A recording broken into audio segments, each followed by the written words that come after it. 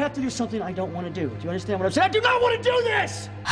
So I finally watched the awful Megamind sequel so that you guys don't have to, and it was honestly a horrible way to start the month of March. I just can't believe that this was even made, and it's probably the worst sequel I've ever seen. Honestly, just the worst. We already know what happens in the first 6 minutes since they spoiled it on YouTube for some reason. The only thing that you guys have to know is that there are 3 guys who dress in these poorly made fish costumes and they're called the Goldfish Gang. We also have the fact that Minion changed his name to Old Chub, or just Chum for some strange reason. The fact that the DreamWorks guy dipped out of the intro was a sign that this movie was going to be awful. There are some weird plot points. The first one is Megamind not treating Minion or Chum like a valid member of the team and refusing to acknowledge and give him some credit for helping take down the villains. And tell all your evil friends, Metrocity has a new defender, and his name is Megamind! Aren't you forgetting another defender, sir? Don't think so. You didn't by chance forget about someone who, I don't know, say gallantly fought by your side? Oh, of course. How could I possibly forgotten? Chum, my friend. Yes, sir? Fix Brainbot 227. That short out was a little embarrassing. Remember, I have a superheroic image to maintain.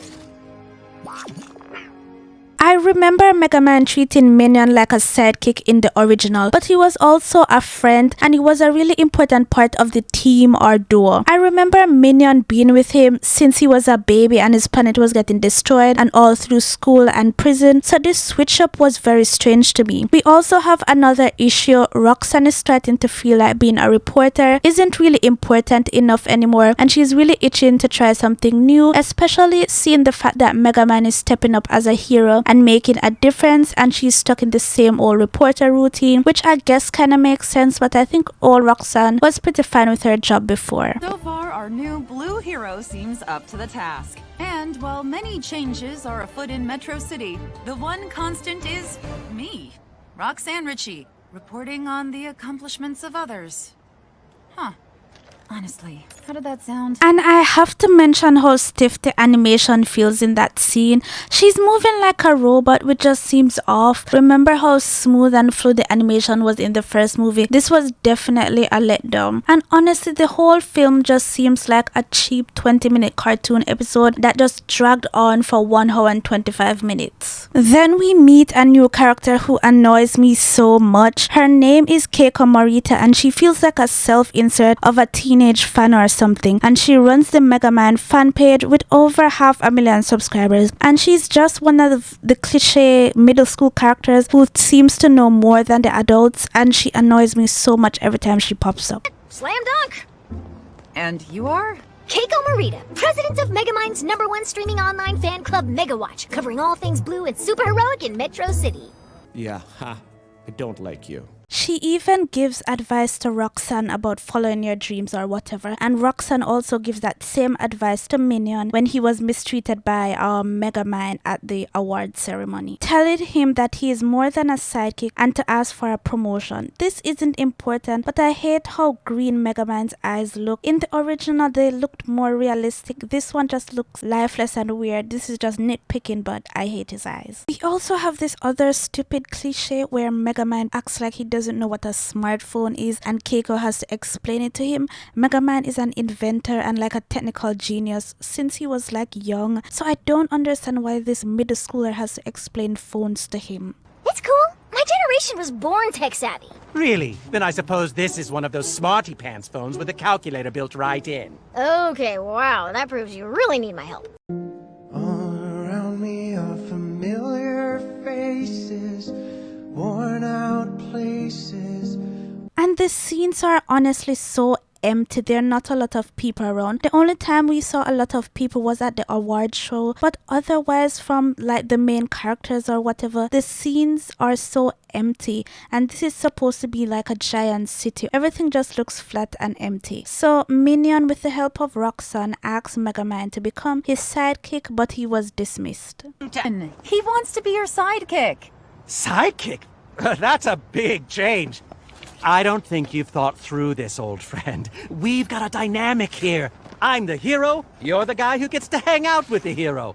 Now, with that firmly re-established, let's go get some churros. They made Megamind such a jerk to Minion in this movie, and he was there with him since the beginning. As I said, this writing was just so horrible. This leads to Minion leaving to find his own path, which really surprised Megamind because Minion doesn't usually leave. We meet Megamind's old teammates from the Doom Syndicate, Lady Doppler, Evil Queen of Weather. We also meet Peer Pressure. He has hypnotism powers or whatever. We read Behemoth. We also meet Lord Nighty Night. He's honestly my favorite. The fact that they're literally in just a black room with nothing in the background really shows the lack of care and budget. They really just said, here, let's drop this random introduction of the main villains in an empty blank space and just called it a day. And their intros are just boring expositions telling us their names and powers. Doppler, evil witch of weather, present. Peer Pressure, master of hypnotism and all-around super bad guy, is also present, no? Behemoth, burning hunk of burning rock. Someone, the master of nightmares, the Duke of Darkness, the broken nightlight in your cold bedroom. Sit and tremble as you gaze upon the frightening sight of Lord 99. Bombastic side-eye. Criminal offensive side-eye.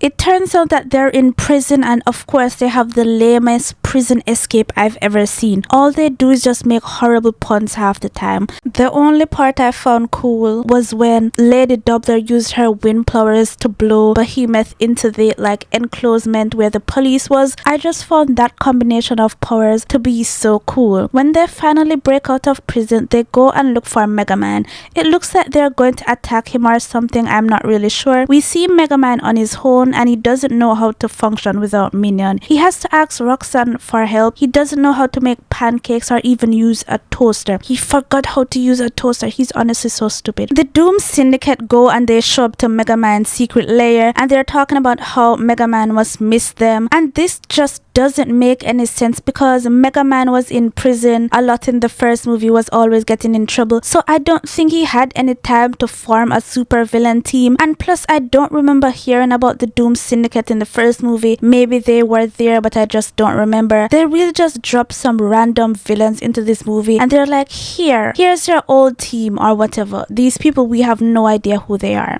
There was this really dramatic scene when the villains were going to almost kill Megamind, or that's what it seems like, but they dump some confetti on him instead, and then it's revealed that all the villains believe that Megamind is pretending to be a hero and this is some big trick so that he can gain the trust of the city and then destroy it. Also, they said that Megamind told them to lay low in prison and he was going to reveal a big plan or something, and that was going to be the signal, which makes no sense because they weren't in the first movie. And Megamind goes along with it because he's really scared of getting them angry, and of course if they're angry they're going to squish and kill him. Roxanne comes out and sees the Doom Syndicate and Megamind has to make up this lie about her being his evil bride or something, but of course the evil weather lady somehow picks up on it and doesn't believe, but the other three are stupid and they believe anyway. We get a boring monologue of how Megamind was a part of the Doom Syndicate. It turns out he actually went to an evil villain school and then he eventually got some of the most powerful villains to form the Doom Syndicate, so it turns out he was one of the founding members, which again I say make no sense because I've never heard of this in the first movie. And what even is a villain school? This was such a lame way to explain why they weren't in the first movie. It turns out that he actually ditched them in prison and told them he was going to give them a signal on when it was time for phase 2, which kind of makes sense on why they believe he's pretending to be a hero, and so now he has to keep up with the lie, also Roxanne as well. And now the Doom Syndicate are here and they're ready to start phase 2. They plan to go and destroy the city, and so Megamind and Roxanne have to stop them. Okay, so this is my favorite part of the movie because I honestly love Minion. I also love the owner of the diner. His face just looks so bored.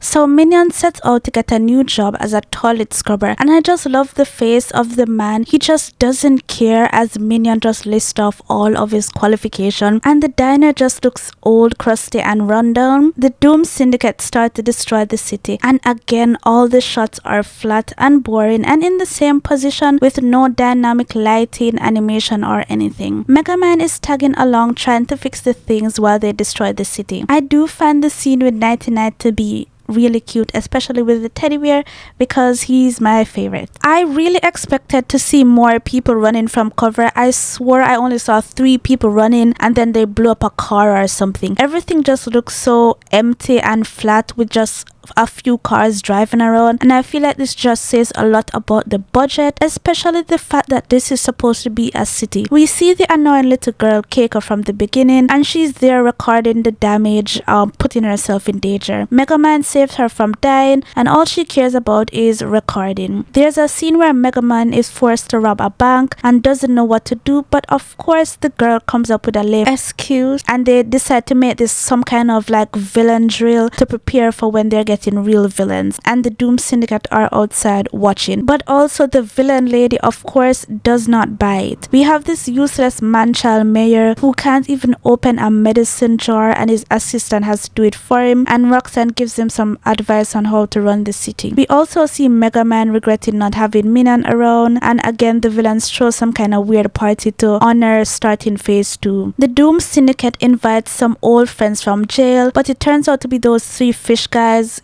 in the fish costume that Megamind defeated in the first part of the movie, and Megamind now has to capture them so that they don't reveal the fact that he's a hero and not a villain. In order to distract everyone, he goes on stage and he does this awful cringy dance that we saw in the trailer where he's singing and he's moving weird, and then he starts to like fight one of the fish guys, but it looks like he's dancing and it just turns into this awful dance fighting scene which is just so awful, and I wanted to turn off the movie. It was just about 38 minutes in and I was already really bored and I just wanted to go to sleep. He gets rid of the guys and we cut to Minion at the diner trying to make the diner better. The place is garbage and the only customers is this old guy and his pet cockroach, which I honestly found really funny. I honestly really like Minion's part more than Megamind's because Megamind is just annoying and I really found it funny. He's trying to fix up the old diner and of course the owner just looks bored and sleepy as always, and Megamind's lair is trash because he doesn't know how to do anything, and it actually makes me happy that he's suffering. That's how much I hate him in this movie. It really just makes me hate Megamind. They come up with phase 2, which is to launch Metro City to the moon by building a force field around the city to trap air and also put rockets underneath it to like shoot it up to space. I can't even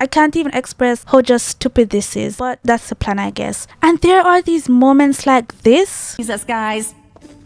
I thought you said you never finished phase 2. Still needs a couple of coats of paint. They'll basically go like a few steps away from the villains and discuss some secret plan, like they're not standing so close to them, like they don't have ears or something, which I find so annoying and weird. And look at this walk cycle. It kind of looks like she's just gliding around. It just looks so strange, and also how empty the background is. Every frame of this movie genuinely upsets me. Okay, so then Megamind tries to avoid launching the city to the moon by pretending to forget the password, but the villains finally call him out and they say he's been acting weird since they've gotten out of prison. They still believe that he's a villain, but they're just saying he's acting weird, and if he doesn't launch the city to the moon by today, they're going to level the city, and at this point I wish they would. Finally, at this moment, Megamind realizes that Minion has been there since the beginning through the good and the bad, and I just hate this realization because this shouldn't have been a conflict in the first place. They go to the diner and see that it took a 180 and is now a booming business. They even have a reservation list. I love how the woman isn't playing about this list and refuses to let them in. Then the annoying little girl pops up again and Megamind finally asks the question that I've been asking this entire movie. How are you always around? She's definitely a stalker and just a random plot point that just appears, solves things and goes. The place is better and Minion seems to be getting along with the customers. The old owner goes by Mr. Donut now and seems happier, and I love how he seems to appreciate and compliment Minion, something that Megamind never did. He even says how much he appreciates him as a friend and a colleague. At this point, I think that it's better Minion stays with this guy instead of going back with Megamind, because he seems much happier here. Megamind seems regretful and leaves without Minion to defeat the Doom Syndicate. I have to stop the Doom Syndicate myself.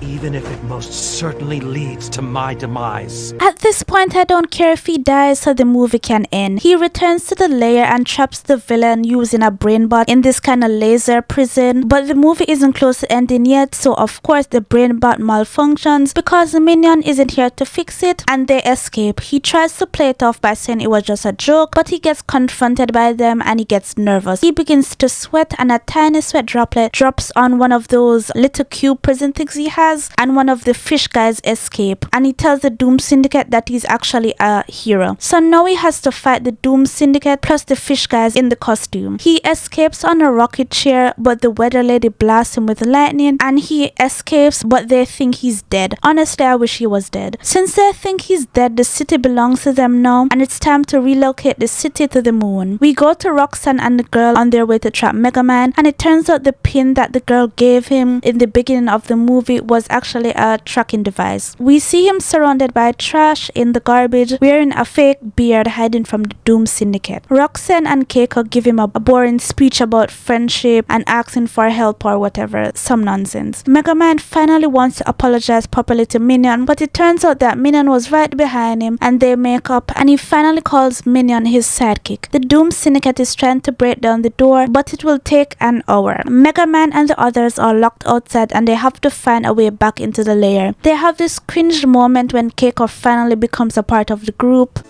We're one head short. Keiko, get in here. Seriously? Oh, you wanted to be a member of the team?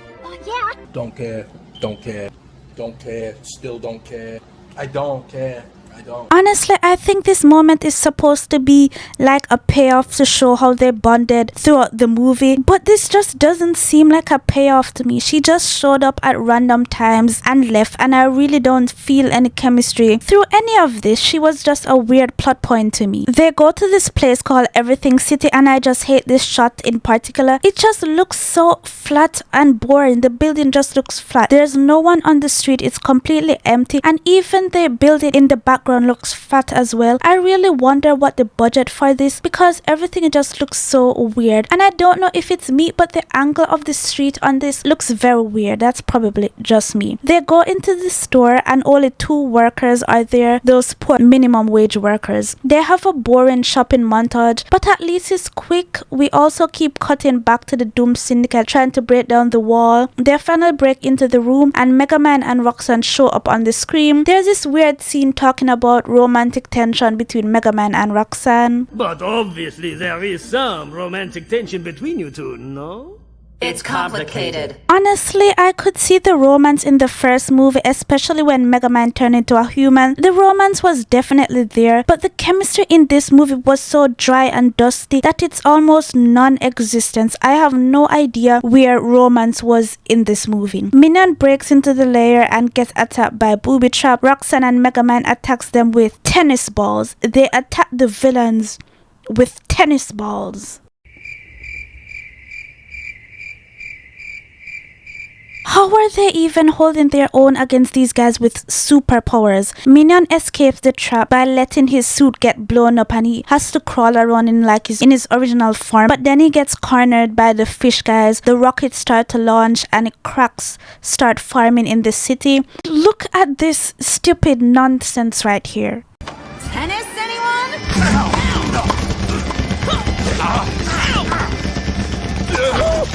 Stop moving over.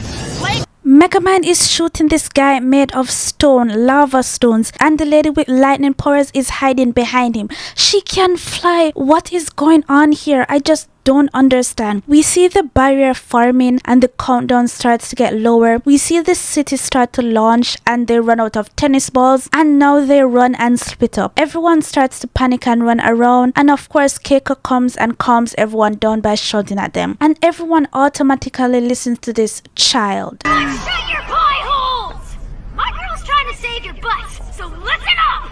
You got this. Roxanne takes charge and starts telling everyone commands. Not sure why anyone is listening to her, but at this point, whatever. The guys catch Minion. They were so stupid that they ended up fighting each other somehow, and Minion ends up pressing the button and they start falling back to earth. Minion is getting dried out and Megamind calls this robot bird so that he can splash water on Minion. And why didn't he use this robot bird to break in and press the button in the first place? Because from what I can see, it can fly fly very well, move very fast, and it maneuvers through the boobies, traps, and defenses very quickly, and it can even use its feathers to press things. So why didn't they use this instead? It seems very useful. And where did it even come from? It's kinda cute though. Megamind made it as a pet for Minion since he wanted a real parakeet in the first place, but he didn't like all the shedding. He defeats the mime, the weather lady, and Roxanne smashes a truck into the rock guy, and Keiko straight up kills Nighty Night with a flash bomb. Or a flash grenade!